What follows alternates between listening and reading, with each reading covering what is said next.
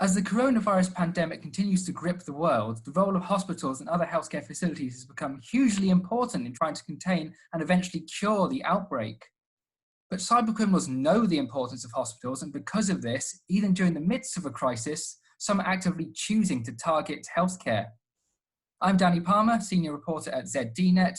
This is ZDNet Security Update, and with me to discuss the pressing issue of cybersecurity in hospitals is Mikko Hyppönen, Chief Research Officer at F-Secure. Thanks for joining me, Mikko. And first of all, why do some hackers see hospitals as a valid target for cyber attacks?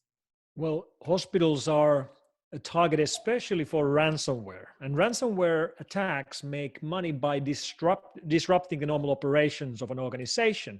So if you think about a factory which is shut down, if they have no other way of recovering their operations than to pay the ransom, it's highly likely that they will do it. Well, with hospitals and medical organizations, it's even more serious than that. It's not about money. It's not about going bankrupt. People's lives are at stake. And some of these ransom operators have for quite some time been thinking about this and realizing that from their point of view, hospitals and medical organizations are a good target for ransomware operations. And this has also been noted by parties like Europol, which have warned hospitals about attacks. I mean, we've seen the impact ransomware attacks on hospitals can have, because when WannaCry hit a few years ago, the National Health Service here in the UK, perhaps inadvertently, was a major victim of this, and we saw the disruption that can cause. That's right. And it's quite obvious to anybody who has visited a hospital over the last couple of years.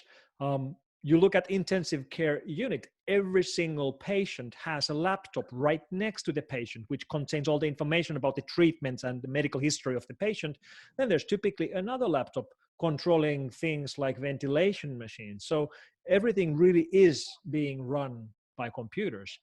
And it's not just the intensive care. If we think back to WannaCry, sure, National Health System was heavily hit by it, but there were other things. You might remember that Merck was hit by WannaCry as well. That's not a hospital. That's a medical research facility which makes cures and different kinds of treatments for diseases, and those have been attacked as well. As you mentioned, yes, there's people trying to work on cures for various things, especially now. And unfortunately, it seems that some cyber attackers have taken note of this, and in spite or because of coronavirus, they're actively pushing attacks against hospitals and medical research facilities and other organizations involved in this space. I am aware right now of 9 separate attacks against hospitals or medical research organizations since the pandemic was announced to be a pandemic by the World Health Organization. So it is really something, it's not theoretical. We are actually seeing real attacks from ransomware gangs targeting targets like these. Delving into the mind of a criminal here, I mean, it might be a bit of a obvious answer, but what drives them to do this, especially now? Ransomware attacks against medical organizations during a global pandemic are an act of a coward and an act of a jerk. And the attackers who do this might think that they will be able to get away with this. You're wrong. You won't be able to get away. You will be caught and you will pay the price. So how is it that the cybersecurity industry, law enforcement and others can help track down these individuals or gangs who are conducting this sort of thing? I mean, especially now when they can cause havoc with what's going on in the world right now. The whole world is now sitting in their homes, and many people don't have anything they could do to help the fight against the pandemic. But I count we, the security people, to be lucky because we can use our skills to help the medical professionals who are fighting in the front lines against this fight against the disease. We can use our skills and our tools and our history of expertise to help hospitals run their operations better, keep the patient data safer, and also to fight attacks like ransomware. And in those cases where hospitals and medical research organizations have been targeted, we're more than willing to help them to get rid of the actual problem and also to hunt down the attackers behind these attacks.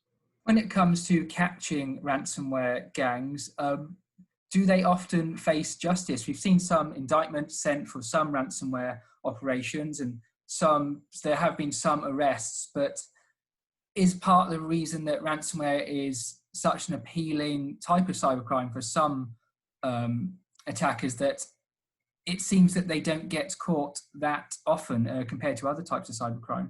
The reason why there are so many ransomware gangs is that these attackers believe that they will never be caught. Well, that's just not true. It actually, when you look at the historical facts on how many law enforcement investigations there has been into ransomware gangs, there's plenty of investigations, there's plenty of information being shared. However, the long arm of the law is slow. So it might take months, actually, typically it takes years until these cases are actually in court and until sentences are put out. But it is a mistake from the point of the gangs to believe that they will never be caught for these crimes. They will, and we will put in the extra effort during these times to make sure that any gang targeting medical organizations will be caught as quickly as possible. So what can medical organizations and the security industry do right now to help stop falling victim to these ransomware attacks, especially when we've seen how damaging they could potentially be right now? The most typical root cause for medical organizations to get hit by any kind of cyber attack is the large amount of legacy systems still in use.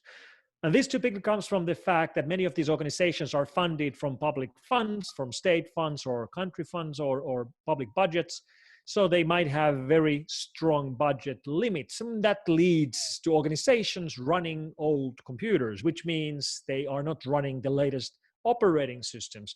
When we look at the biggest ransomware cases which have ever happened with medical research organizations, the attackers got in through old Windows XP machines or Windows 7 machines, which are no longer in support and are no longer getting patches. The other typical story is that the attackers got in through a poorly managed a remote node like a RDP server, which would allow employees, especially IT employees of medical organizations, to work remotely. So maintaining up-to-date systems which are fully up-to-date and locking down any remote access to your network is the key. That's what's the typical story on why these kind of breaches happen. And that would sort of immediately lead to sort of a blame culture that, you know, it's the IT department's fault for these cases which we have seen. And that's not fair either. I mean, if you have limited budgets, what are you supposed to do? And there's a great example on a case that we were working with last year about a city network which was hit, including the medical systems which were in the same network, where an RDP server, a Windows RDP server, like I just described, was the way in. And in this particular case, the organization was running 3 different RDP servers, which were in the public internet, and the IT department knew that this is risky. So they were, you know, they had set them up to take automatically all the updates in use and had locked down all the other ports, the things that you're supposed to do. Regardless of that, one of the 3 servers didn't download the critical updates. And the reason why it failed was that the hard drive was full. There was a big update which just didn't fit on the hard drive, and the machine tried downloading the patch 200 times and it failed 200 times, and that's why they were running an out-of-date system which then got breached. And you might wonder why they didn't realize that the hard drive is full on one of their servers. Well, this particular server was in the educational network of the city, which had 8,000 nodes. So there's plenty of servers and workstations filling the logs with all kinds of error messages. So it's very human for things like these to go wrong. Especially the case in large organizations like hospitals as well. Well, hopefully anyone watching this will take on that advice, and hopefully they can help protect themselves from ransomware and other cyber attacks. And for more information how to keep your system secure on from these types of things, keep reading ZDNet. Thank you for watching.